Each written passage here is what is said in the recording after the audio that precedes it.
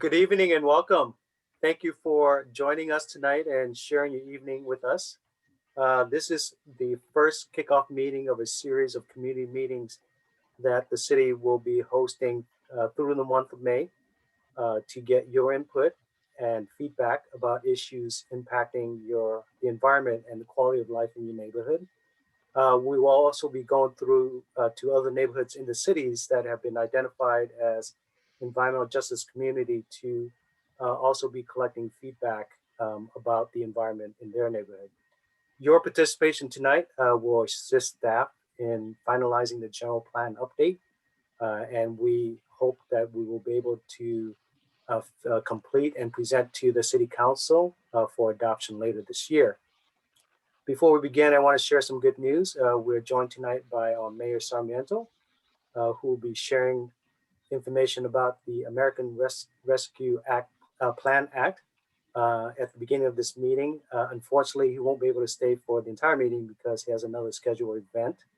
But before we go to the meeting, I'd like to have Alyssa take care of some housekeeping information to let the audience know how they can participate in the meeting and also access our interpretation service. Alyssa? Thank you. Melanie, can you move to that slide? Hi, everyone. So we do have Spanish and Vietnamese interpretation tonight. So I'm going to go over how to access that feature during the Zoom meeting tonight. After our Spanish and Vietnamese interpreters explain this in that language, we will have the little globe that you'll be able to click on, and then you'll be able to select either Spanish or Vietnamese. And if you have any issues accessing it, please type it in the chat box. That way we can assist you, or pause the meeting to get you on to be able to listen to the Spanish or Vietnamese interpretation. Thank you. So Nida, if you can go ahead. Ok, ahí tenemos interpretación disponible al español y en la página, como ven, va a salir en un globo, un mundo.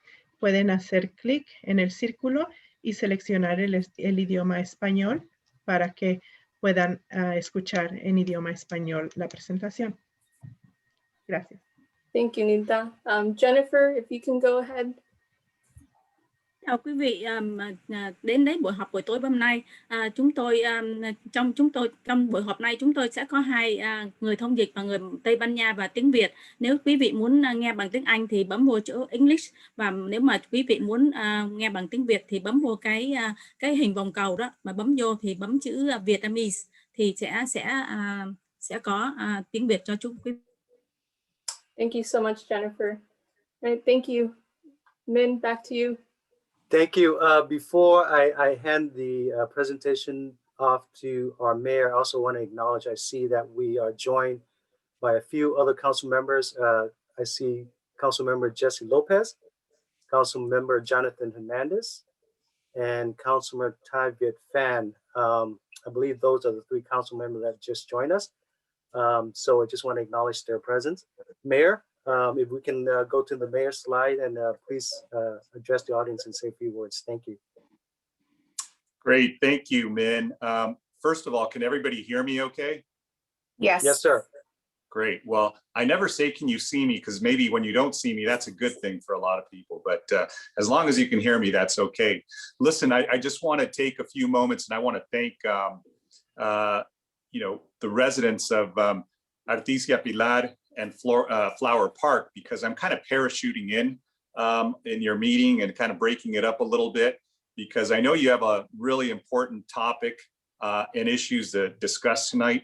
But I think that we have also some important information that I just wanted to preface with you all and get you all start to think about this, because it's important that we do some outreach, because this is new information. It is information that's going to impact all our lives, and I want all of us to participate. So it really is a good moment, even though we've had such a difficult past year and several months, and we're still going through this whole pandemic. But But I want to thank you all for just allowing me to share a few moments with you, and thank staff. I'm always amazed at how challenging the technology is and the logistics to just get us all together. So I'm really grateful for everything that staff does to make sure that this is presented, in a really coherent way, but most importantly, in the languages that we speak in the city. So, big props and shout out to staff. And I want to shout out especially to, our council member who represents this ward out here in Artesia Pilar, Council Member Jonathan Hernandez, and also want to give a big shout out to Council Members Lopez and Fan. So thank you all for joining and taking the time to not only listen to this, but also to listen to the whole environmental justice subject matter, which is so important. In any event, just to let you know, as difficult a time as we have had and are still having, with the COVID-19 pandemic, it does appear that our numbers, at least in the county, are improving. Today, the state has allowed Orange County to move into the orange tier, which is the less restrictive tier, and it appears that may take effect tomorrow. But we know numbers here in Santa Ana, and especially in some of our zip codes like 92701 and 92703, are still feeling a lot of pain, which is the reason why I think, rightfully so, the federal government has decided to allocate funding to communities like ours that have been really, really hard hit. And so what we're looking at is our portion of what's called the American Rescue Plan. And, generally and roughly in round figures, we're looking at receiving about $143 million in two lump sum amounts, one that should come in a couple of months, and the other half that should come roughly in 6 months down the road. But I want us to start thinking about what are the goals and the priorities, because I don't want the city council to make these decisions in a vacuum. I don't want them to make them without public input. And I want to make sure that we canvass as many of our residents as we're able to make sure we hear from you and understand what your priorities are and what your goals are. So we're still waiting for the guidelines on what we can spend it and how we can spend it, but we have general ideas. And at a very high level, the guidance that we've received so far from the federal government has been that we have to find a way to spend this, and it has to be related to the COVID pandemic. There has to be some relationship to what we expended on and impacts from the pandemic. So, one is obviously relief to people who've had that, who've been affected and impacted by it, whether it's, residents, businesses, and the city. We know that the city has been obviously very, very impacted as a result of this. And so we could use these funds in a way to restore some of the services. One of the things I'm looking forward to is also bringing back our employees. A lot of them we've had to let go, but also some really specific things I think that the federal government has directed all of us, at the local level to look at, which is, water, sewer, infrastructure improvements that we could address. But one thing I know that's very, very important to many of you is broadband infrastructure. And that's, something that predated the pandemic and we already were living with, but we saw how important it was because we had many households that had difficulty, connecting digitally for work and especially for school. So we want to make sure we tackle that. And I know many of the council members have that very high on their list, and especially Council Member Hernandez, who I know has gone out of his way to try to make sure that this becomes a priority, not just in his ward, but citywide. So again, I just wanted to open it up to you and introduce it to all of you. I will be taking this on the road and trying to visit as many neighborhood association meetings as I possibly can to introduce this idea, to hopefully invite you all to, comment, give us your opinion, think about things like assistance programs, what we can do with public health and safety, again, infrastructure and the city's health. just a couple of ideas I know that I was thinking about, and something that you may want to think about as well, how we can maybe create our own public health agency, because we know we're going to have challenges moving into the future with respect to public health. How we can maybe stimulate our economy and our local businesses by being able to send funding directly to some residents who've been very impacted, and have them redeem those stimulus debit cards or vouchers here in the city for things that are vital, like food, like goods and services. So those are things that we're looking at. Obviously, helping with rental assistance, helping with business plans, and helping some of our businesses that have been hard hit with some funding there. But a lot of things that we're going to be able to hopefully think about together. And that's really the key right now, is to think about it together. I want you all to help guide the way this is done. And I know that there will be a way. I think, I'm not sure if somebody from staff is going to include a link to be able to give us some feedback. And here it is. And that way you can come on here and give us your ideas, because right now I may be springing this on you and you weren't expecting it, but we're not going to, we don't need this information tomorrow. We'll need it, really relatively soon, but it'll give you some time to think about and include your thoughts and send those to us, so we can make sure we incorporate it into the plan that we eventually adopt. And it's called Revive Santa Ana, and in Spanish it's Revive Santa Ana, because that means that we have to come out of this. We have to build back not only better, but I want us to build back different. I want us to reinvent the way government works. And it shouldn't be the same old way. It should be in an improved way. And we're living at a really, really interesting moment. I think that there's hope. I think that there's a lot of optimism. If we can do this right with your help, I think we're going to be able to do a lot of incredible things, not just in the immediate future, but for generations to come. So please let me know and let us know, let your council members know, let us know through this website. But it's really important that we do this together. And I'll be obviously very eager to hear from all of you, as I am from all of the other council members. But let me turn it back to staff to see if there's anybody that may want to share some ideas that are in the meeting right now. Thank you, Mayor. So if you want to share any ideas, please raise your hands, or if you want, you can also input the information into your chat, and we can read it out. Yes,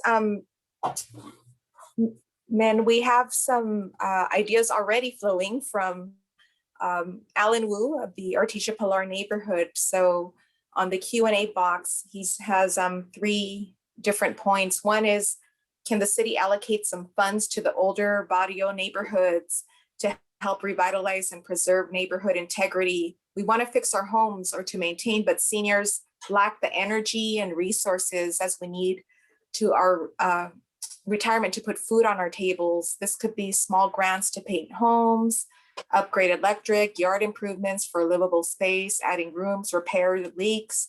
Can we hire neighborhood youth to cut lawns and do yard work? Our youth are unemployed and need jobs. So that's the suggestion coming from Mr. Wu. Thank you, Margarita. Do we have any other comments? Hi, Min. We also have someone that has their hand raised, Roberto Flores.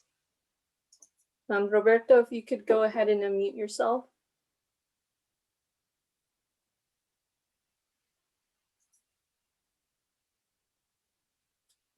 Roberto, if you could go ahead and unmute yourself and ask your question or state your suggestion.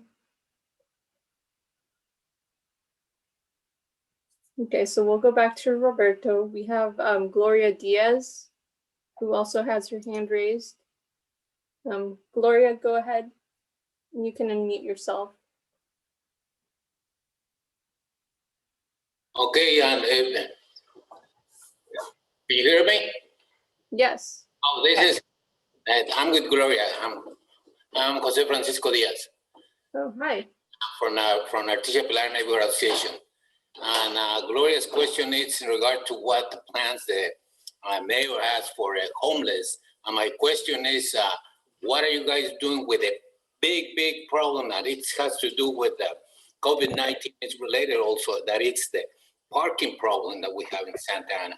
Throughout the whole city, you even have fights among residents, physical fights, and neighbors that are being neighbors for 20 years, and all of them because of reserving parking with cones, orange cones, or with trash cans. They don't talk to each other. So that is a social problem also that is affecting the living residents of Santa Ana. And we have, when you, Sarmiento, our mayor, was a council member, we approached to all you guys, and nothing has been done for the past 12 years. Okay, thank you, Mr. Diaz. And I know that we've worked with you and some of the others on the Artesia Pilar board. Min or Mayor Sarmiento? Yes, so thank you. And tonight's meeting is to focus on discussion about environmental justice, and you have some great questions. What I'd like you to do is, if you can please provide staff with your contact information, we'll be happy to follow up and discuss and some of your questions, and then we'll forward it to our mayor and get a dialogue and responses to those questions. So we'd like to keep our focus tonight on the mayor's address relating ARPA, and then we'll also be moving forward and discuss the environmental justice. So thank you. Next, we have Roberto Flores. I think you're unmuted, Mr. Flores. Okay, sorry.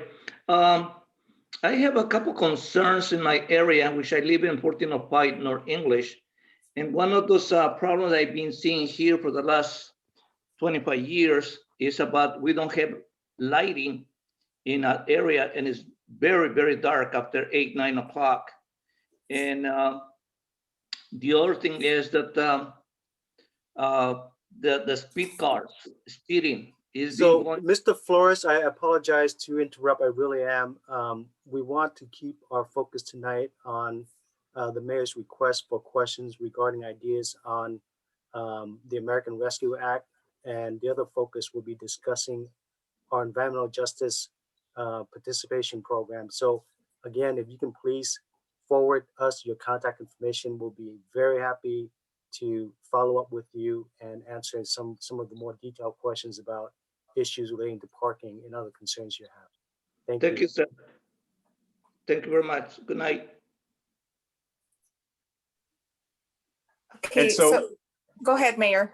No, I just wanted to say, and I wanted to listen more than anything. I think that's what we need to do more of as council members and staff. And so I definitely agree with, both Mr. Diaz and Mr. Flores about the issues having to deal with, obviously, the unsheltered, parking and making sure that our streets are in good condition, and lighting. So I completely agree with all those. We're hoping that we can find some relationship between the funding through the rescue plan and making some improvements to our infrastructure. And believe me, those three that you just mentioned are issues that I've heard from council members. So I'm glad that you're in sync with what the council members have already started talking about. So it's really good to hear those comments. I appreciate that. Thank you, Mayor. So we do have more hands raised. So up next, Lucinda Solarizano.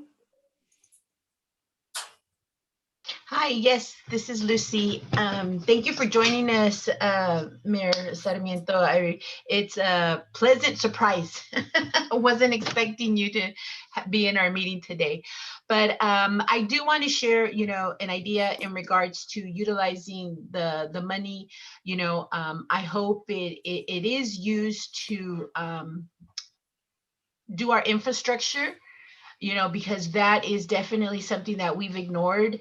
You know, I listened to the city council meeting, and I think that should take priority because we often put aside these big ticket repairs because we don't have money. And, you know, last year we were facing a deficit with the approval of the police department raises. So I just feel that, you know, our infrastructure, given the fact that our capacity keeps increasing with the population, is just going to just take a toll on our infrastructure. So I really want to stress the infrastructure, investing in that. With that being said, I do also have a couple of suggestions, just two, because I wasn't prepared. One is I would love, and I spoke to Margarita about this a few weeks ago, about having a pop-up vaccination center at our local church. Our area code 213-92703. 703. 703 has a very low percentage rate of vaccinated adults. And so I would love, you know, Artesia Church has a huge congregation. And this is the congregation that isn't connected to the internet. So if we can create a pop-up vaccine center there, I would greatly appreciate it because again, that would help, you know, overall the community. And then I also, my second and last request is I'm also a parent at Godinez High School. And I'm also part of the budget committee at the Santa Ana Unified School Board for the Measure I funding. So I know that the funding for the pool has been delayed because of joint issue agreements between the city. I would love to see the city invest in a recreational center in that area of the city because it does not have one. You know, we have one in Central Santa Ana. We have one, of course, with the Southwest Center. We do have, and so like we don't have one north of Santa Ana, or I believe that is north, or is that south? Please help me. In the north, like north of First Street, right? Yeah, in those like, neighborhoods, yes. Yeah, utilizing Centennial and developing that with a large older population that neighborhood has, Windsor area. My mom benefits from the senior center in downtown Santa Ana. And so they have been amazing during this pandemic and keeping connected with my mom, with all of the seniors, providing PPE, providing tactical activities, engaging them. So I just want to acknowledge that that area does need like a recreational center for the youth, for the seniors. And if any COVID recovery money can be utilized to move towards that, that would be an awesome thing for that area. Well, great, thank you, Lucy. Those were excellent, excellent suggestions. I'm also a Godinez parent, so I know what you're talking about. So I appreciate the plug for them. You know, you have all three council members aside from myself that are sitting on an ad hoc committee that's going to be working with the school district on hopefully solving some problems together. And, you know, that one can definitely go on that list of things to do. But I see that the clock is about 6:55 for you all. And I just wanted to bring on briefly. I see that there's a link on the chat that Daisy Perez from the city manager's office put in there. And so we want to hear your feedback. And I know, as Lucy was saying, I kind of just dropped in and parachuted in on your meeting, and I apologize for that. But I did want to just sort of introduce the idea to you all so you can give it some thought and hopefully engage on the short survey link that's available there, or just let us know anyway, really, you know, if you can get on the city's link website, talk to us, you know, call us as council members. You've got a very responsive council member in your ward. You've got council members throughout the city that want to hear from you. I certainly want to hear from you. Let us know. We don't want to make any decisions without you, which is the purpose of me kind of dropping in. But it's a moment that, I think is really hopeful for us, because we can, like I said, reinvent the way we deliver services and do government here.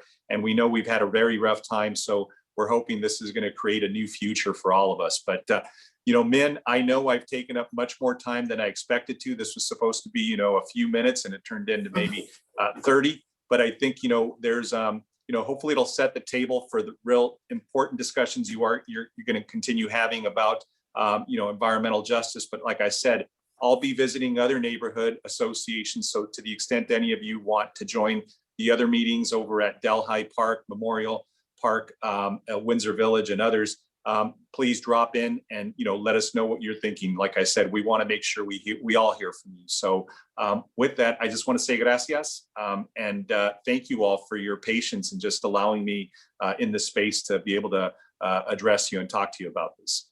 Thank you. Mayor, thank you for those words of inspiration, and thank you for joining us tonight. At this point, I'd like to proceed to our presentation. But before I do that, you can see that this is a really important issue, because we have the mayor and 3 other council members join us. So I just want to take a minute to give an opportunity for the mayor, the council member, to just say a quick hi, because this item is going to go to the council later this year. They really can't say much more. We want to avoid Brown Act violations, but I want to give the opportunity just for the council to say a quick hi to the audience. Can we begin with Council Member Hernandez?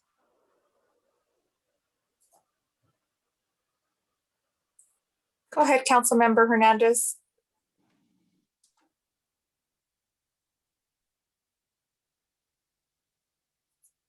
Look like we may have some technical difficulty there. Can we move next to?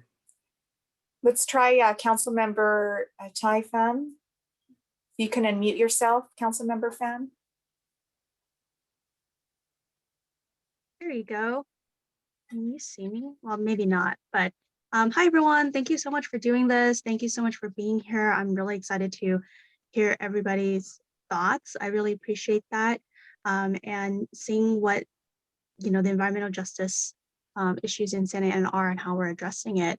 If you have any questions, whether you're in Ward 1 or anywhere throughout the city, particularly if you're Vietnamese, I know it's hard, but I do speak Vietnamese.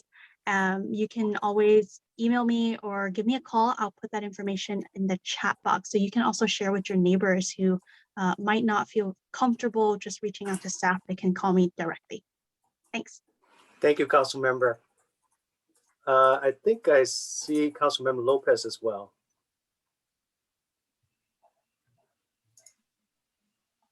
Go ahead, Councilmember Lopez.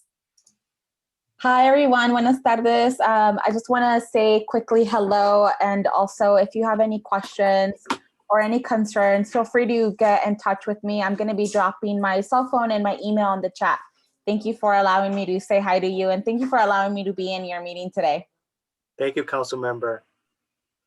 All right, with that, then, see, well, I want to also introduce our staff tonight. Tonight, we have a staff supporting this meeting. Margarita is doing all the coordination, as well as Alyssa. And during the presentation will be Melanie McCann, our senior planner. And in the background, we also have Ricardo Soto, who's helping Melanie with the presentation. So with that, I'd like to hand the meeting over to Melanie. Great. Thank you very much, Min. Alyssa, did you want to continue to reinforce how folks can participate tonight? Yeah. So there are a couple ways for you to participate. A lot of you already know. Use the raise your hand feature if you would like to make a comment. And then if you would like to ask a question, please type it in the Q&A box. So we will be reading those throughout the presentation, but we will make time during the presentation to answer all of your questions. So please be patient. And those of you that are dialing in, I saw that there was like about 1 or 2 listeners that are dialing in. Dial *9 to raise your hand. And then you will dial *6 to unmute yourself once we call on you to speak during the meeting. Thank you. Great, thank you very much. Once again, we'd like to extend our appreciation for everyone that took the time this evening to be part of this gathering. and to discuss environmental justice as it relates to the general plan. Tonight's an opportunity for you to share your thoughts and suggestions about how to improve the environmental health of your neighborhood and your quality of life. So tonight we're going to give hopefully just a brief overview to allow time for you to share your thoughts. And what we'll do is answer the question and reinforce what is environmental justice. We'll touch on our general plan update, what that is, what it includes, and clarify what constitutes an environmental justice neighborhood. And then most importantly, we'll open up to community discussion, and staff will do the listening. So in a very broad way, environmental justice, thanks for turning on the light, someone. Environmental justice is where communities like the ones we're looking at tonight bear an extra burden of pollution and associated health risks. And the intent of environmental justice and the legislation that encourages it is to seek to correct this inequity and improve the quality of life in these areas. So this slide is just to reinforce our general plans. For those that aren't familiar, the general plan is the visionary document for the future on what we want to be in the future, who we want to be, what we want to represent.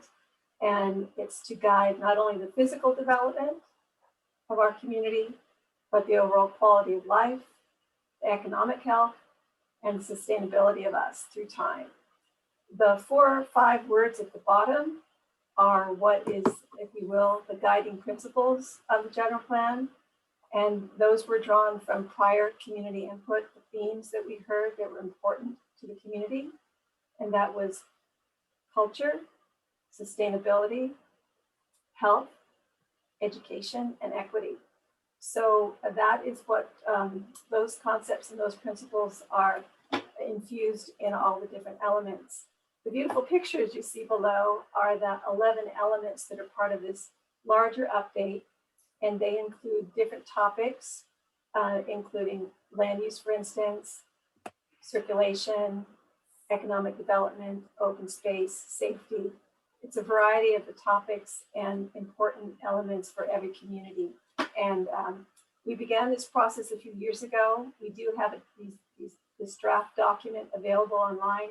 And we have a great opportunity now with the additional input we'll get from your communities and other environmental justice communities to refine and strengthen the actions and policies in the general plan.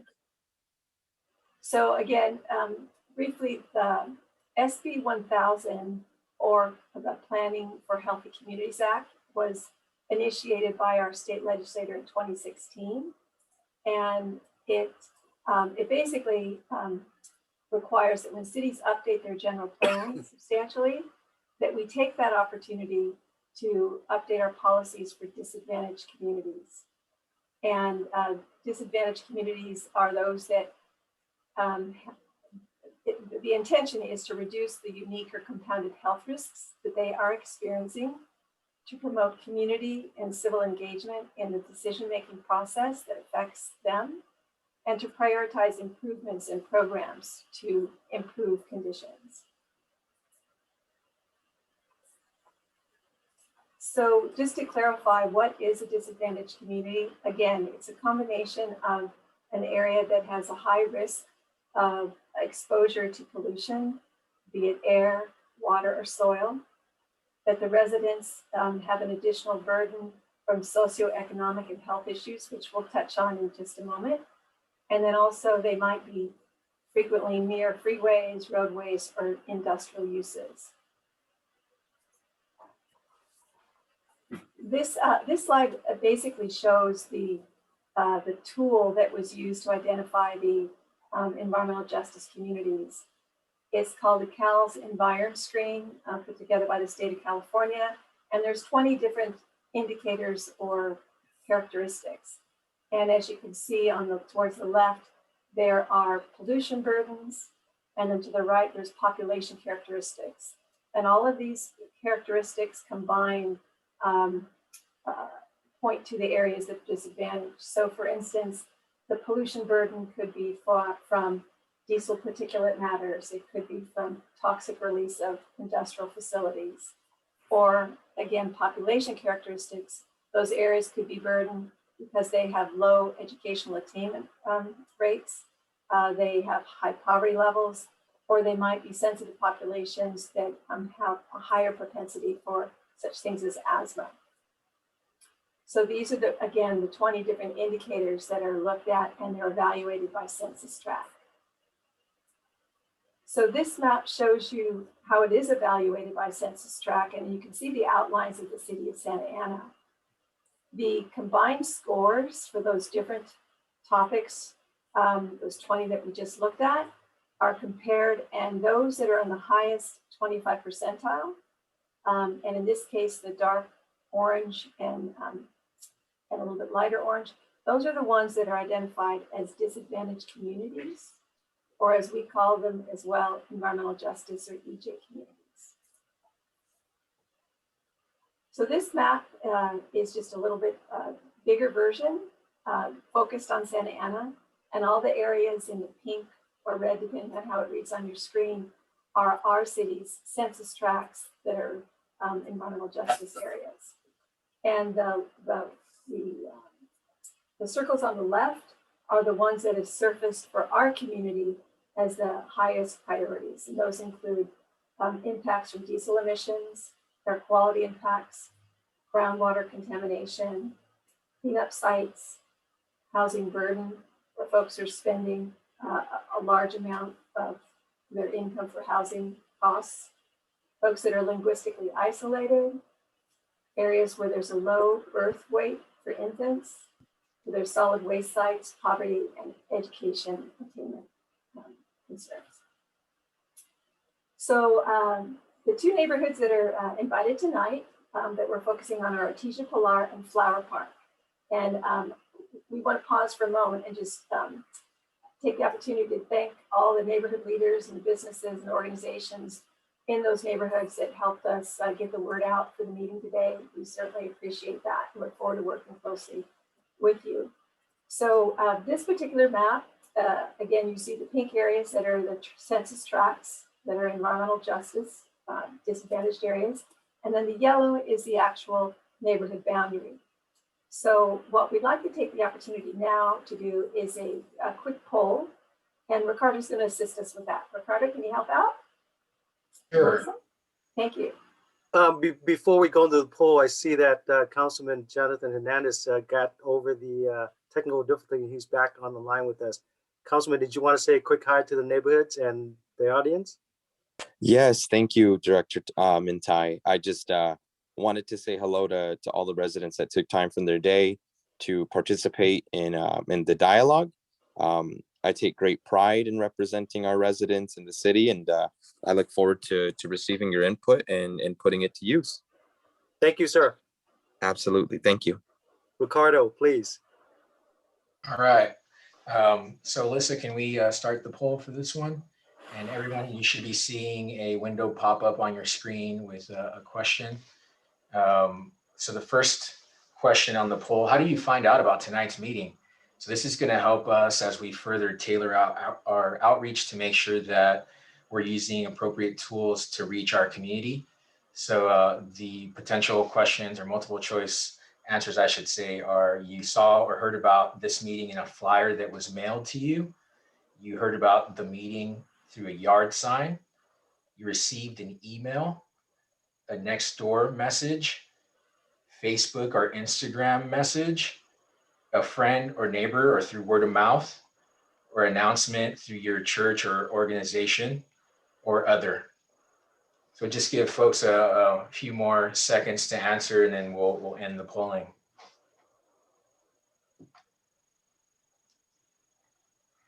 So looks, Alyssa, do you want to end that? Looks like everyone's answered, or close to everyone, I should say.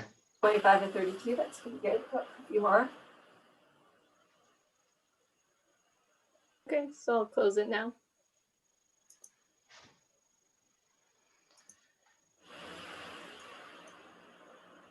All right, so it looks like most of the folks joining us tonight received an email, so that's good to know. Second highest score looks like you saw a meeting flyer that was mailed to you.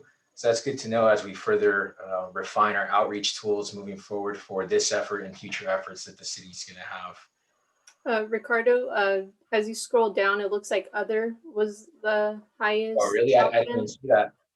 Yeah, so it was probably the text campaign that Daisy helped us with. So that was something that a lot of people received our messaging through. Good. Thanks, Lisa. I'll have to add that to our poll. Thank you. Yeah. So if we pull this down and then we move on to the next question. And again, if everyone could take a moment to look at the screen and identify where your home, your school, or your business is located. See if you're in one of the pink EJ areas, or if you're in the gray area, which would be within the neighborhood, but not necessarily in the environmental justice area. So Alyssa, can you activate the next poll, please? Yes. Again, we'll just get a better sense of who's with us tonight. All right, so what neighborhood do you live in? Artesia Pilar, like Melanie was going over, highlighted in the map on the left within the gold boundary. The EJ area in Artesia Pilar, so that would be that pinkish area within the neighborhood boundary. Flower Park, so anywhere within the gold boundary on the Flower Park map on the right, or the EJ area within Flower Park, and it would be that lower third or 1/2 of the neighborhood within the gold boundary, or some other neighborhood in the city, or you don't reside in the city of Santa Ana.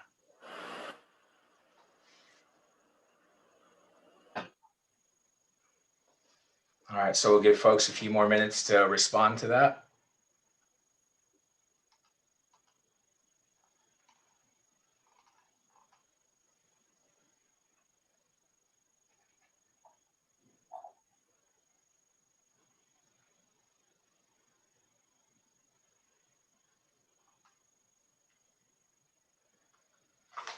I'll give people about 2-3 more seconds and then we'll close it up.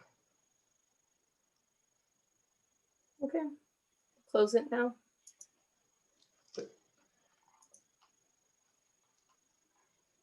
All right, so it looks like most of the folks joining us tonight live in Artesia Pilar, followed by, let's see here, 20% there, other Santa Ana neighborhoods.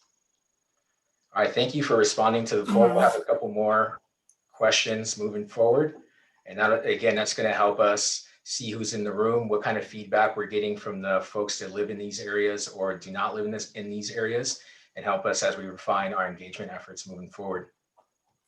And in this case, it might as well be some neighborhoods we need to double back and do additional outreach with.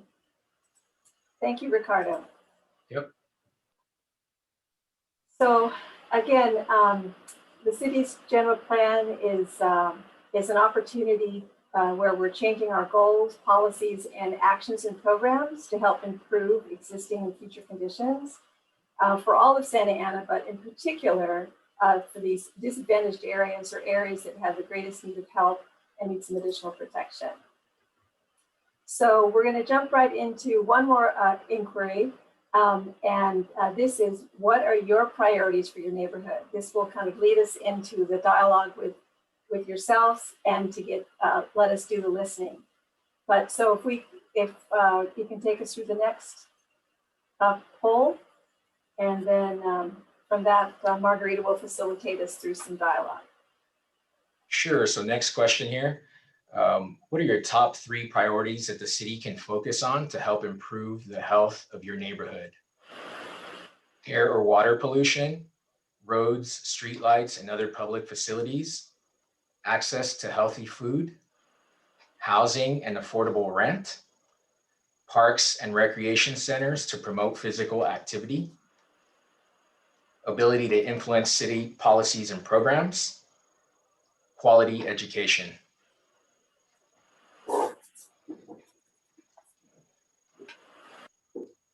Again, while all of these may be important, we're just asking you to think about, if you were to prioritize 3, which are the 3 that are most important to you for that well-being of your neighborhood and family.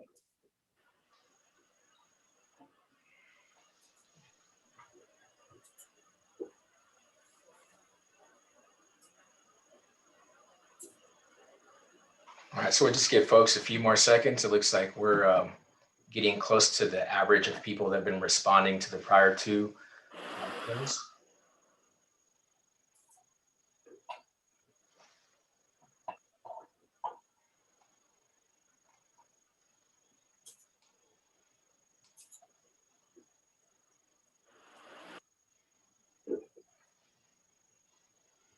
All right, Alyssa, do you want to close that up?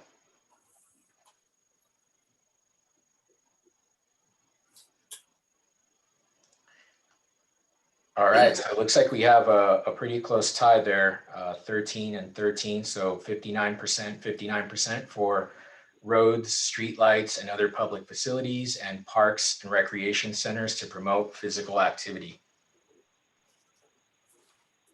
Yeah. Followed by the ability to influence community city policies and programs. Very good. Well, very good. Thank you so much. From here, I'd like to introduce Margarita Macedonia, which most of us are familiar with. And Margarita, can you walk us through some of these different priority areas and facilitate additional conversation? Sure. I just I don't mean to interrupt, but we do have a question. Gloria Diaz wants us to briefly explain what is environmental justice. So, Melanie, would you want to go over that? Sure. I could go back to the prior slide, but I'll try just a quick verbal. So if you might remember in the slide before how it was broadly described, is environmental justice is areas that are burdened with pollution and other socioeconomic population type of characteristics above and beyond other comparative communities. And the idea is to create programs and initiate efforts to, if you will, balance that out so that it's an equal playing field. Word equity comes to play. So again, the areas that we've seen in the maps that are pink are more disadvantaged and more burdened with indicators and pollutants and other sociodemographic characteristics, poverty, low education rate, bilingual isolation, things that potentially are holding back those areas from having a higher quality of life. And so again, social, it's balancing and addressing those inequities, folks that are having disadvantage, so that everyone can thrive. Those disadvantaged areas can be lifted up so they are thriving like others around them. Thank you, Melanie. And to add on to that, we had the other set of poll questions, you know, are you familiar with environmental justice issues in your community? When did you want to? I think we'll just move right in. At this point. I think we'll just move right into the open conversation. Okay. Thanks, Alyssa.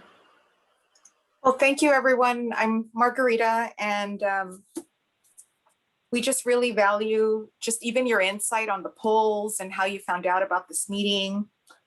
There's definitely insight that we're gaining from your participation, and this is the time that we do want to dedicate it towards your experiences, your concerns, your suggestions on how the city could be able to address environmental justice based on what the experience is with Artesia Pilar Flower Park residents. And I just wanted to give a shout out to the Artesia Pilar and the Flower Park team who have been working with us to get the turnout, to get the lawn signs, the survey, all of that material out. We really, really appreciate your dedication. So yeah, I wanted to thank Ruby Wu, Lucy Solarizano, Esther Fonseca, Trisha Morales from Flower Park, Jose Diaz. Thank you for joining us, Mr. Diaz. because that really is what it takes, to make all of this successful for our community. So we're going to start with the first priority, reducing exposure to pollution.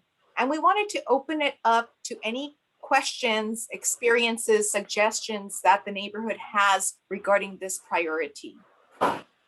We know that there are some hands raised. So if it's regarding air pollution, some of the concerns, we welcome your thoughts on that. So Alyssa, who do we have first? So we have a caller with the last 4 digits, 8840. If you can go ahead and unmute yourself.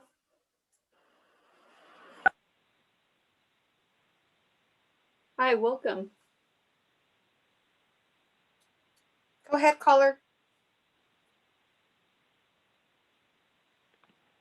I'm sorry, I was muted. Hello, can you hear me? Esther, yes. Go ahead, Esther. Yes, thank you. I just wanted to say thank you. I'm learning very much during this meeting about environmental justice and the city's goals and what they're proposing, and very, very educational. Thank you very much for this. I just wanted to say when you asked for suggestions of what the city can do, I was given some flyers. I was given about 25 flyers, 2 paths out, and also a yard sign. So I made it a point to go to 5th Street and the streets that basically run perpendicular to 5th Street, because I live on 15th. And I thought to myself, okay, who do I want most to participate in this meeting? I'm very, very blessed. We have issues in my street, but not necessarily environmental ones that I could think of. So I went over there and passed out the flyers. I have to tell you that it was, I'm just going to be very honest, it was very depressing. The streets, for example, Daisy Street, I can't remember the names of the other ones, but I went down 3 of the streets and passed out my flyers. Very, very sad. It's extremely economically depressed. The houses are in very, very bad disrepair. I was reminded about the money that the mayor said that we have gotten from the federal government.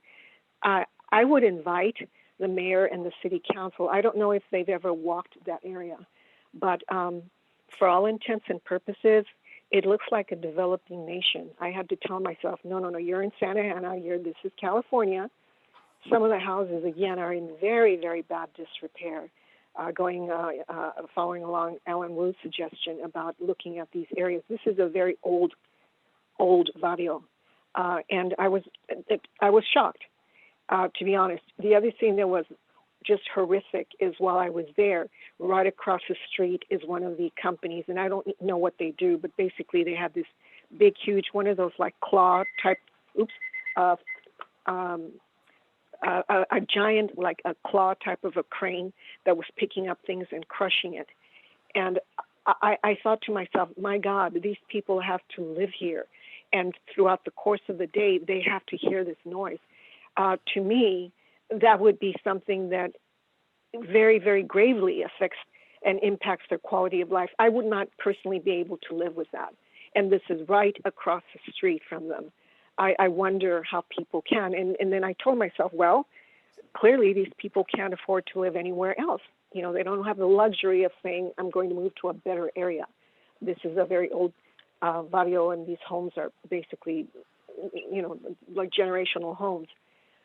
So I think that would be very, very important. I know that the mayor is very sincere about wanting to impact neighborhoods. This would be a key area all up and down the street where you have these different companies where they're recycling companies are the one that I'm talking about. It's something that you have to personally go and experience for yourself.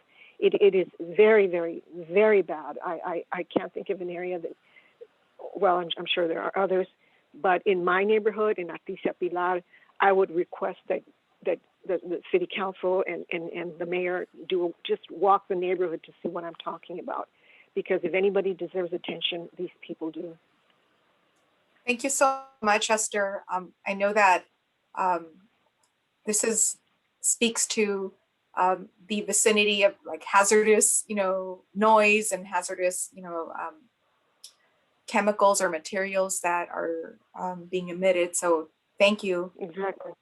Okay.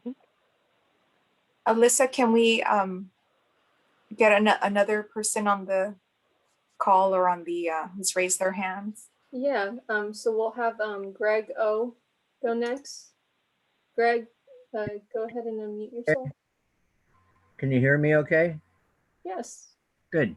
Prior to a couple of months ago, I probably would not have answered air pollution and water pollution on this survey that you guys just did. But after reading some articles that I've forwarded to you at the Revive website, I now think those are very critical. One of them has to do with, I guess, some dangerous emissions over in Irvine, but we live very close to that area. And so anything that happens there probably affects Santa Ana as well, as far as dangerous emissions. Also, I saw an article regarding the water quality. It's entitled Orange County Water Districts Consider Massive Lawsuit Over PFAS Contamination. And I have forwarded these two articles to you. So my point for raising my hand is to just say that you did this survey, but I don't think most residents of Santa Ana understand that we have an air and water pollution problem. And so that the results of that survey may not really be correct, because you need to educate people and inform people like I was informed, so that I would know how to answer the questions on that survey. In my opinion, the most important thing is air and water quality. The other things are important too, but if you don't have good air and water quality, it's you're living in a dangerous environment. With that, I'll return it back to you. And again, I did forward these articles to the Revive email address. Oh, excellent. Thank you, Mr. Greg. Thank you for having this meeting. Thank you. So can you let us know when the next meetings are going to be, roughly? Just roughly. Yes. We'll be having meetings over the next couple months. Okay. And again, once a month, or? No, they will be, they're listed on our website. Our next one actually is in early April. Okay. And they're actually focused on each individual neighborhood area. So our approach is to try and work with the folks in those neighborhood areas and get their localized experience. Okay. You're more than welcome to attend any or all of them. Okay. Unless you're talking about the Revive sorts of future. Mr. Greg, I had a question. You're with you're in Memorial Park, right? Yes. Okay, so yours. And I have forwarded these two articles to Mayor Pro Tem Pelosi. Excellent. I'm just curious as to when somebody might actually start taking some action on these problems. Yeah, I think the intent right now, Mr. Greg, and I actually emailed you earlier about next Monday, which is your neighborhood community forum. So we definitely expect you there to participate, okay, to share, good. To elaborate on the experience for sure. Okay, thank you. But yes, and we'll keep that going. Again, we want to dedicate this time to comments from the community. So sure. Alyssa, we'll turn it. Who do we have next? So up next we'll have Ruby Wu. Hi, Ruby. Go ahead, Ruby. Hello? Yes. Hi, Ruby. You hear me? Hear you. Yes, I'm Ruby Wu. I want to second what Esther said about the industrial business areas on 5th Street, which have with noise pollution, air pollution. And I also want to state there's a cement company that's there that brings dust pollution in the community in itself. I'd like that to be addressed. Also, you talked about the parks. I think we need to invest more in the parks and getting more programs if we can get more monies in there. And also, the Artesia Pilar neighbors have had a traffic committee for the last 10 years, which me and Esther have been chairing together and investing in some of the stop signs, single lights in the community. We do need input from the community to help us identify some of these problems. I know on 5th Street, because of the new apartments and the traffic that's in that area, we're requesting some stoplights and slowing down of traffic, but those also they're very heavily with the businesses in that area. Also, we need more volunteers for the neighborhood association. We have so many issues within the community that need to be addressed with, and especially now that the city has bought the environmental justice, we need advocates for our community to make it more safe, to walk in the streets. I know a lot of neighbors don't walk in the neighborhood except at Santa Ana College, which has been a pretty good neighbor, but they need to address some of the issues that we have in the community. Let's see.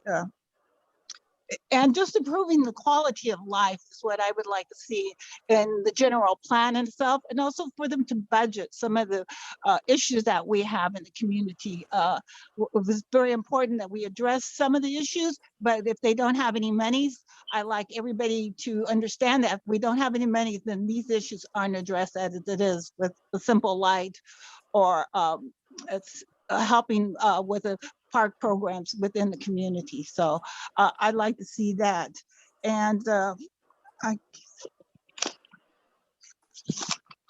I think I addressed all the issues, but I will be writing down more issues that the city can help us with too. So thank you. Thank you so much, Ruby. And this is not the only and all opportunity to get everyone's suggestions. I think we're trying to get a sense of, what are the experiences that the communities, the neighborhood has on it. So we can. Go ahead. I forgot one more is the Go empty ahead. lots within the community. Those can interfere with the quality of life in the neighborhood. So we would like that addressed because we like to have the right businesses within the community too. So I like that written down. I'm writing that down, Ruby. Thank you. I'm sorry, I just remembered. It's okay. It's all good. All right. So let's move on. And I see, thank you to our colleague Ricardo, who is responding to other questions that are coming down the Q&A box or the chat to be able to clarify information. That's very, very helpful. Melanie, or I'm sorry, Alyssa, we can move on to the next slide. Just to get a sense of, again, what is the community's experiences and suggestions regarding improving public facilities. We saw that this was one of the highly ranked priorities from the quick poll we had earlier. So are there any comments from those who are connected tonight who want to elaborate on improving public facilities? Alan Wu, do you have, I see that you've raised your hand.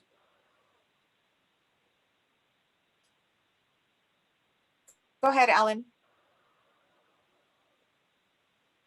Hi, this is Desiree actually. Oh, okay. Go ahead, Desiree. Yes, Hi. go ahead. I'm Desiree Noriega. I live on 2022 West Merendy Lane between 17th and English Street in Santa Ana, California. I've lived here pretty much my whole life.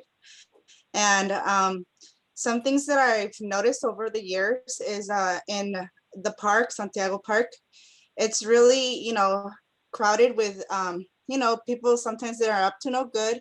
And also the restrooms, I've tried to use the restrooms there sometimes, and sometimes they're not, up to par or something you would want to go and use yourself because it could be updated.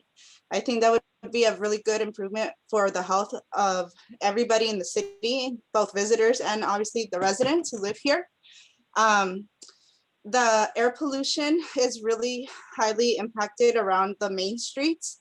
I live on English Street, and a long time ago, by the college, before that was closed off, obviously most of the traffic would go through that street.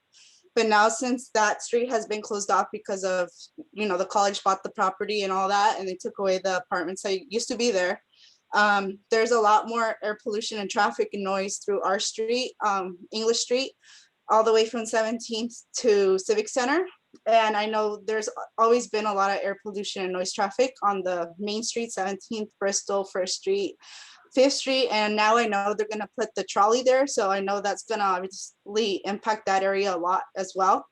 But as a resident too, I don't really like to go out and walk on the streets because first of all, in our neighborhood, there are no city lights. I live on West Mary Lane. I think we're one of the only streets besides probably 15th Street that I know of that don't have like lights. And also I know 15th Street doesn't have sidewalks. So it's really dangerous, especially sometimes my family and I like to go to the riverbed, but we have to be very cautious, obviously, because there's a lot of cars sometimes during the week or even on the weekend. So just overall, just making it more accessible to the residents who live here, because it's really hard sometimes to cross the streets or just feel safe in general. There are a lot of different kinds of people obviously on the streets. I've noticed more homeless around, what is it? King Street and 17th Street. There's a 7-Eleven there now, and there's more homeless people that are there. And I know, sometimes they're not in the right state of mind. And so it's kind of sketchy to hang out there or want to go there to those businesses. And just overall, I know the residents would appreciate it if we could have our city be more accessible to pedestrians, because I know a lot of people are low income residents. I am an educator as well. I've graduated from Santa Ana High, alumni from the city, the school district. And I know even as a student, it's kind of, I felt unsafe a lot walking on the streets. I used to walk sometimes from my house to Santa Ana High and back. And you just have to be very careful with the kinds of people that are out there in public. So just making it more safe overall for the youth, especially to be walking from place to place, and also the families, because we want to enjoy our city. And sometimes we're kind of hesitant to go out and, convene with others because we don't feel safe. And I think also, like other people have said, having more parks, maybe having more parks other than Santiago Park and the one that's across 17th Street would be nicer, instead of, like other people have said, going to the college before it was closed down due to the pandemic. I know my family and I would also go use the track there. So that would be really nice. I really appreciate everything you're doing, and I thank you for your time. Thank you. Thank you, Desiree. And we know you've added more on the Q&A box in the chat, so we really appreciate that. Margarita, just to jump in really quick, there's a comment also echoing some of the safety concerns, specifically citing some shootings and some stabbings at El Salvador Park and not feeling safe. Okay. Thank you, Ricardo, for those highlights. Alyssa, are we ready for Mr. Wu? Yes. Yeah, so we'll have Alan go next, and then Lucy, and then we have a caller. Okay. Go ahead, Alan. What the previous speaker was saying was that we have public facility. You have El Salvador Park. You have a family resource center operated by the Community Action Partnership of Orange County that serves as a family resource center. But the connectivity between the public resources and we have an opportunity along the transportation corridor with the trolley to make it more walkable. And I think that's what she's saying. If there's a way to make our neighborhood walkable, and it really isn't, and there's no place to pause. There's not little, I hate to say coffee place, some place to stop and chat, meet neighbors that is kind of an open space. So, but the neighborhood traditionally has had the kind of planning that if you can't put it in a nice neighborhood, you put it in our neighborhood, or you cut it up through transportation and major arterial and sub arterial kinds of street. So that really has cut up Artesia Pilar. And I think that we have an opportunity, because I looked at your general plan and your environmental justice thing, and all the points kind of address it. And I think that in the public facility, you're really talking about a need to staff up and have program, and to get that outdoor bathroom fixed, because I know the neighborhood really wants one like the one over at Delhi. And when the new park program, when the park opens up again and you have the rededication because they've been fixing up stuff, you don't want the visitors to go to a nasty bathroom. So I would bring up the priority in terms of funding it and getting it done, because I understand that it's targeted for repair, but nothing has happened yet. And that sort of like brings me to an overarching thing of how the neighborhood views itself. It wants to have pride in itself, be a residential neighborhood, but the planning forces in the past has kind of undermined that. It started with the Civic Center encroaching, moving down when the Civic Center was being built. It started when a streetcar came and went, and then gangs start using that pathway until you're going to put a new trolley there. So, and you had a neighborhood housing service program in the past that kind of united the resident, got them revitalizing their houses and their neighborhood and things. And the neighborhood had always wanted that to continue, but there was no resources to do that. And I think that will help them to cover all the points you have in your environmental justice, such as reducing exposure to pollution. They could address that cement factory, improving public facility, promoting healthy food, because they do food distribution with fresh vegetables over at the Southwest Center that Community Action Partnership operates. And they've been partnering with Ruby, and then creating healthy and safe housing. And because of the new state law that give density bonuses to these multiple units on one single family lot, we get a lot of them in our neighborhood, but that creates parking problems. That also creates more residents living in one little small area.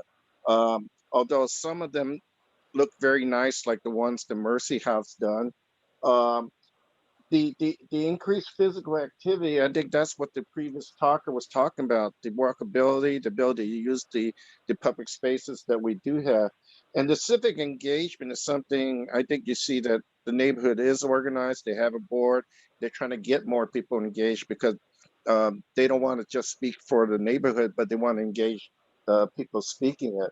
And so I think the policy action I see that should be overarching is that instead of looking at little things that you give us to say you like this or you don't like this, maybe we should look at the whole way that the environmental justice and the West Santa Ana plan and the general plan can be used to restore some livability. I don't mean to say I want to restore a barrio, but I want to acknowledge the historical nature of the neighborhood and how it sprang up. But they have always wanted to be better. They don't like seeing their houses deteriorated. They don't like seeing their yards overgrown, but they don't have the resources to fix it up. So if we had some kind of restoration plan, some plan to protect the integrity of the neighborhood from encroaching by businesses, or when businesses leave, we could designate them back to residential and have housing there. These are kind of policy things. I think that as you go out to the EJ area specifically and you engage more in neighborhood, you're going to find and you're going to hear these things. And I hope that we look at it for more of a comprehensive plan for our neighborhood instead of it being hodgepodge, because I think the hodgepodgeness of one neighborhood getting something that the other neighborhood don't get kind of makes us not a whole city, and pits one neighborhood against another. So, and I think that in an environmental justice, that pollution and health, the poverty affects us all. Poverty in our area might impact another area because we may have gangs going over there, or you may have increased burglaries or whatever. But if you create jobs, and we have an opportunity with the stimulus money to create the jobs, We have, there might be resources as you staff up to hire neighborhood youth, because a lot of them don't have jobs now and opportunity. And I'll give you a beacon of hope, but the beacon of hope is the apartment houses that we just visited on the Tiny Tim Plaza, and the way they and the businesses are kind of interacting with the neighborhood could be kind of done throughout the neighborhood if the neighborhood is brought in early for input like they did, and they incorporate a lot of the input that the neighborhood had done. So when that partnership exists between the city and the residents and developer, we could get a lot of things done. So I think as you put that trolley, can you put a walkable path there, some hiking trails or something in little places? And I think that if Artesia Pilar have these neighborhood identification markers to say this is Artesia Pilar or welcome to Artesia Pilar, it would help them to have that identity that will help to increase one of your EJ goal of civic engagement. And again, I'm taking off my my planning commission hat, speaking as a resident and reflecting on what I've heard at the meetings and trying to bring it out. I'm sorry for taking so much time.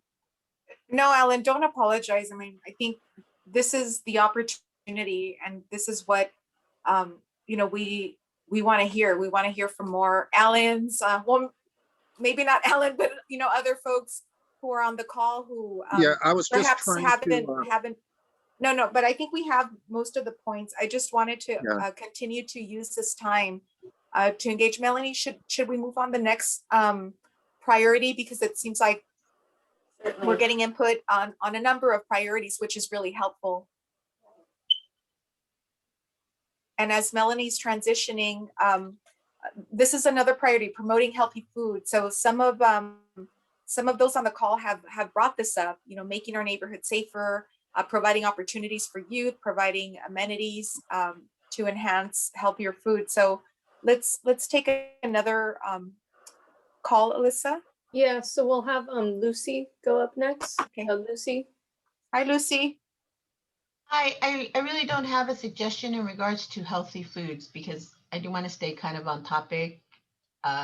So can I just give my suggestions overall? Yes, of course. Okay, let's do it. Please do it. Go for it, Lucy. That's why I asked, what was the question again? Okay. So just want to support what's a couple of the callers already said about El Salvador Park, the restroom. We've spoken many times to Ron Ono about getting those fixed, especially when we had the summer night lights taking place during the previous summers, and it was just unfortunate situation. You know, we needed doors and we needed privacy issues. So if we can make that our #1 priority, we've been told, like Alan said, it's going to happen. It's going to happen. We want it to happen. We want money earmarked this time around for those restrooms to get fixed. Also, that baby pool that's there, that pool access, we want to talk about increasing the health of our population in that area. That pool is one of few pools in our area. I know, you know, given COVID and the virus and contamination, I don't know if pools are going to be open again or how long, but to take that into consideration. Just increasing the hours and the time frame. And, you know, over the years, we've seen a minimization of residential access to the park services. It's kind of like you guys have been very restrictive because of risk factors. And you've kind of lost that community engagement where kids would be able to drop in and stay there for an hour or two, rent out a ball, play, and then go home. That no longer happens. And somehow we have to find a way to be able to go back to that so that kids can feel safe in that park. There's also, we cannot ignore that there continues to be gang violence in that area with shootings around the surrounding neighborhoods. So that definitely is an important factor, that the park, and just creating a more positive image and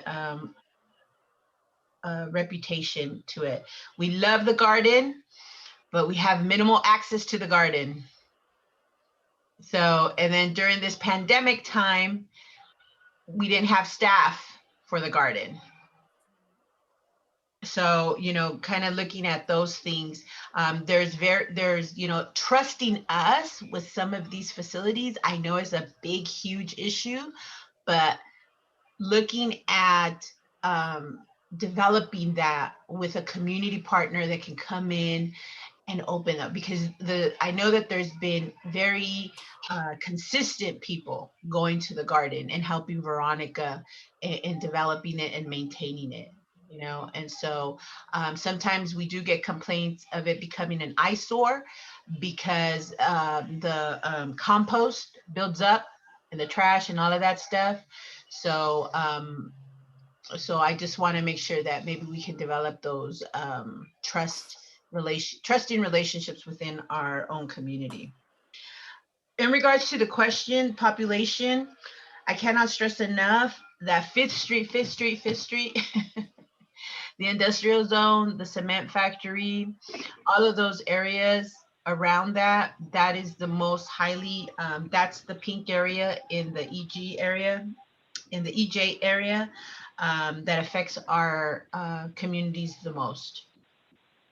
I do want, you know, I know that area is zoned to be rezoned, or the new, it's looking to get redeveloped because it's underdeveloped, right?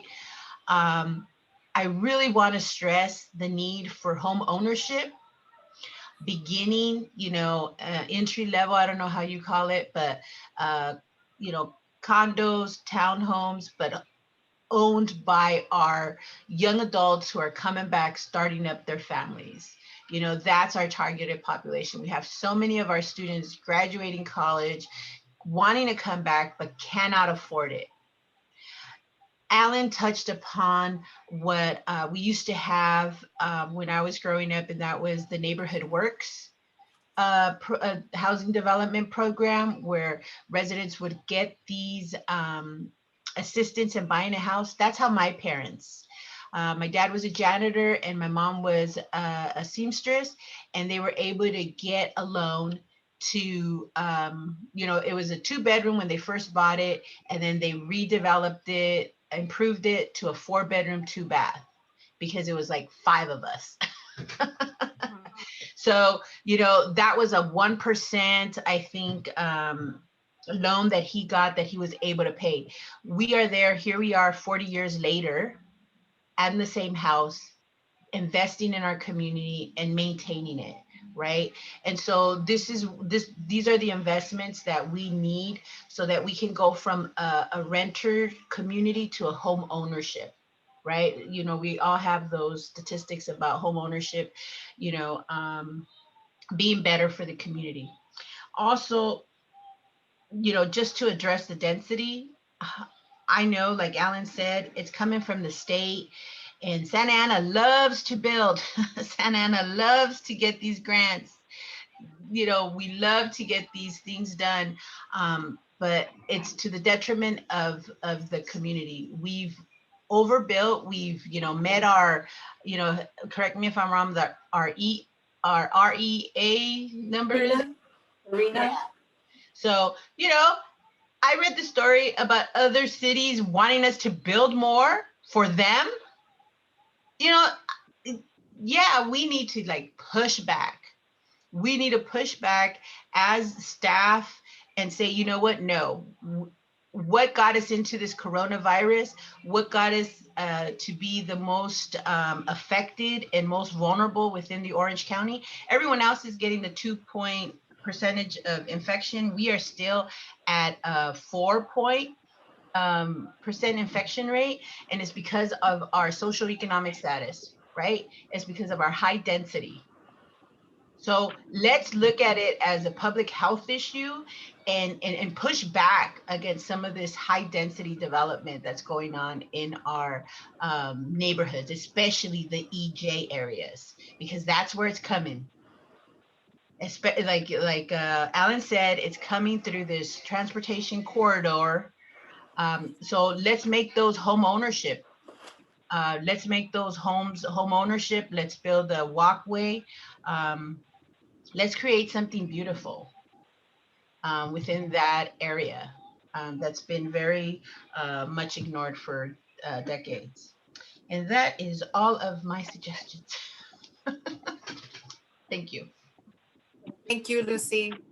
Thank you. So we still have more time. I just wanted to give an opportunity for those who've been having their hands raised for a while. Go ahead, Alyssa. So up next is the caller with the last 4 digits, 4817. If you can go ahead and unmute yourself.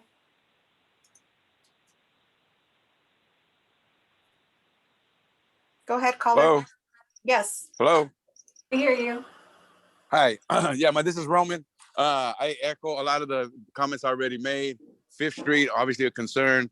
There should be some quality of life that the business can't protrude into another person's quality of life as well. But what I do want to focus that I didn't hear is there's a lot of effects on seniors, specifically right now during the COVID. Families aren't able to interact with them or even help feed them. So some type of Meals on Wheels type of program would be extremely helpful. Along with trying to set up appointments for COVID. A lot of the needy communities don't have access to Wi-Fi. The district did something, Wi-Fi on Wheels, which could be launched tomorrow, which could also help our students that are in school. Yes, some of them have hotspots, but when you have 3 or 4 kids on the same hotspot, it slows everything down. So that access to Wi-Fi is really important. Across the board, the social and emotional health is really key and critical. So some type of focus on that interaction, that human component is extremely needed. I think that'd be it for right now. Oh, youth programs, entrepreneurship trainings or apprenticeship programs, some type of skill building for our kids and some type of revenue generating program that would be able to assist them. Other than that, I echo a lot of whatever's already been said, and now there's only so much money going down the pipeline, but I do want to focus on the seniors as well as the students. Thank you very much, Roman. Thank you for calling. Cool. Absolutely. Alyssa, I see that Flower Park, they've raised their hand. Yeah. So go ahead, Flower Park. Oh yeah, my name's Eric. I'm over here on the Flower Park District. Yeah, so I was also concerned about the air quality and the water. I mean, I'm not too sure what we could do regarding air quality, but regarding the water, I mean, I've been noticing that too for like the past couple of years. The water does look a little suspect. So, you know, I tread it with heavy caution. You know, I try to tell the neighbors, you know, the ones I interact with, but with coronavirus, you know, I can't spread this information to too many people. So yeah, I just want to see what the solutions are, because I mean, yeah, I understand, you know, just firsthand looking, you know, coming in the mornings from higher elevation to, you know, down in the city, you know, I was like, oh man, you gotta go back to, you know, breathing, living, operating in this it's like, you know, smog. Some days I see it's like very heavily smogged in this lower elevation. So I was like, oh man. But yeah, the main thing I don't know, what are the solutions as far as improving the water quality for the households? I mean, I've been looking into water treatment systems, but yeah, they are pretty pricey, you know. As you guys were saying earlier, it is pretty pricey out here living in California, let alone Orange County. So yeah, you know, just to go out there and buy like a whole water treatment system, you know, stay the line, you know, it's not really feasible, especially for these high impacted communities where, you know, all the industry's been placed and whatnot.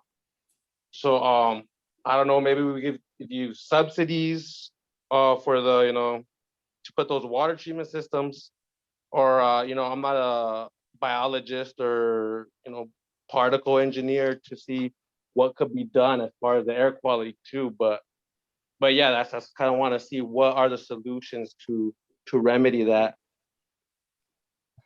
Thank you, Eric. And that's part of the conversation with the different priorities that are part of the environmental justice umbrella. And definitely your observations. I mean, I think it helps to ask the question, well, how is there a need for more education so that the neighborhood, the residents can understand what is the air quality or what is the water quality for the city to make those decisions that you're referencing. I mean, that just that's something that is drawn from your comments. So thank you very much. There have been other Ricardo, I know there have been like other. Last thing. Oh, sure. Go ahead, Eric. Yeah, also, I mean, yeah, property ownership, that's great. I mean, unfortunately, the masses can't really, property-wise, everyone can't really own, so it's either people, you have to drive them out, but yeah, that would be ideal, property ownership. But in this Flower Park area, I mean, realistically, to tell everybody over here, like, property ownership to improve kind of things is, kind of excluding it, excluding that whole tax bracket of people, which is primarily the renter. So they should maybe have like a policy of inclusion, not so much kind of exclusion. If it is exclusatory, I mean, at least give a heads up with a lot of time, rather than just kind of like hitting people with the sudden information. Like, hey, the best idea is just property ownership. So you're saying so Eric, yeah. Just to clarify, you're recommending more opportunities for property ownership in your neighborhood in Flower Park. I mean, I guess you could say that, but also inclusion of maybe non-property owners too, because like you guys are saying, like this area of park is primarily comprised of renters, and some people just see that as like a New York lifestyle, New York minute renting. So just kind of maybe include them as well. Just kind of policy of inclusion, not so much exclusion. Right. To allow a lot of housing options and housing choices. Okay. Housing, living quarters. Thank you, Eric, for elaborating on that. Yeah, no problem. Okay, so yeah, Melanie, I'll turn it over to you, but I just wanted to thank Ricardo. I know that there are other suggestions, specific suggestions that are coming through the chat as well. So thank you, Ricardo. Would you like to highlight any, Ricardo? Sure, just going back to like public facilities, there's some comments about safety and not having appropriate lighting or lights at work, either on streets or at parks. Also a comment that was highlighting that they're feeling like their comments are being heard, but they don't really see the implementation or how it's going to be incorporated into the plan. And then also lastly, just an idea on how to create more open space using city-owned lots here in the city to try to address the shortage that we have. Thank you, Ricardo. We also had a couple of questions in the Q&A box, if I can go through those. So Desiree asked, is there a way to reduce noise pollution, like the noise pollution of airplanes and traffic on the roads around housing areas?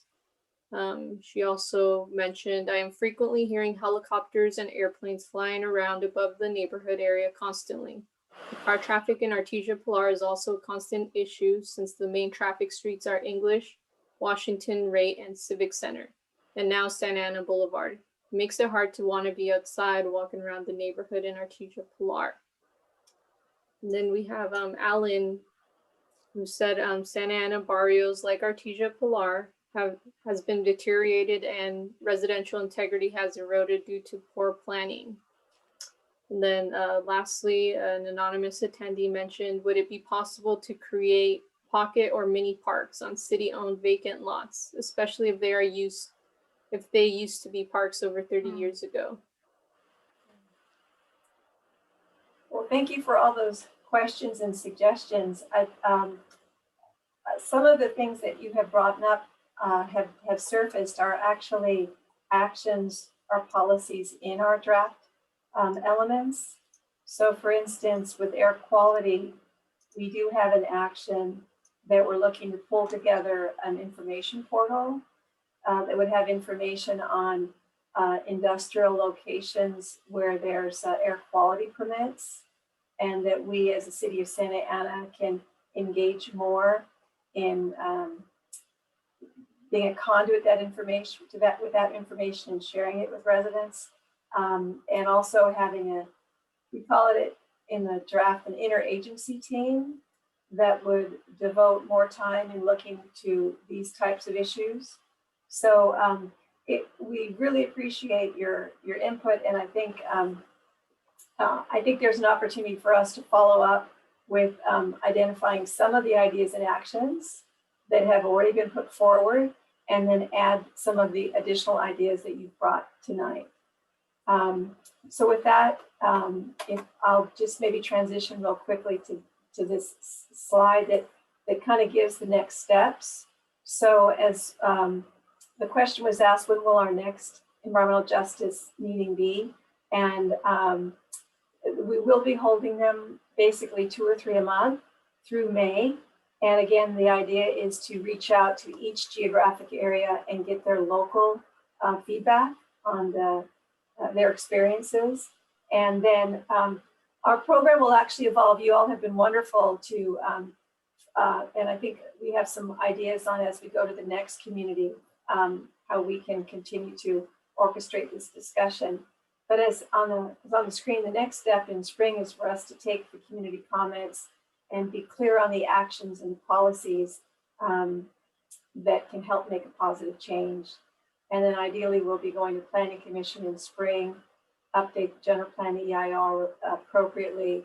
And then if all goes well, we would go to City Council at the end of the year, incorporating some of these key things to affect environmental justice. So, and just as an encouragement, I'm not sure how many of you have had the opportunity to complete the survey online. It's a little bit more detailed.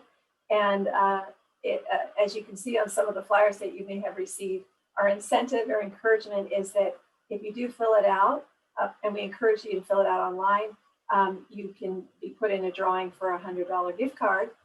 And if there's anyone that is more comfortable with hard copies, we will be happy to get those provided, and they're available in English, Spanish, and Vietnamese. You can always reach any of us on the team at this email or phone number. And we just really appreciate your time and your ideas and your commitment to make Santa Ana and your neighborhood the best it can be. So with that, Thank you, Melanie. Before we depart tonight, I just really want to say thank you to the audience for taking time and joining us. It really shows your concerns and participation in our community and as we move forward. For those that feels that your comment is not heard or is heard and then put into a document that's put on the shelf, the general plan is really a policy document for guiding community growth for the next 25 years.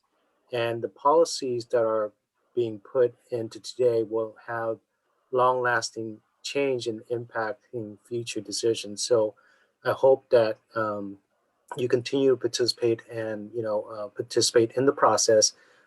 Things won't change overnight. That's something that we know in our environment would take time to change, but it will change. And through your participation in this process, it will be documented into a document that the city and the city council will use for years to come. So with that, I want to thank you again for staying with us for over an hour and a half. I also want to thank our mayor and our council members for joining us tonight. And I wish you a good night, and please stay healthy. And good night. Thank you. Thank you. Bye.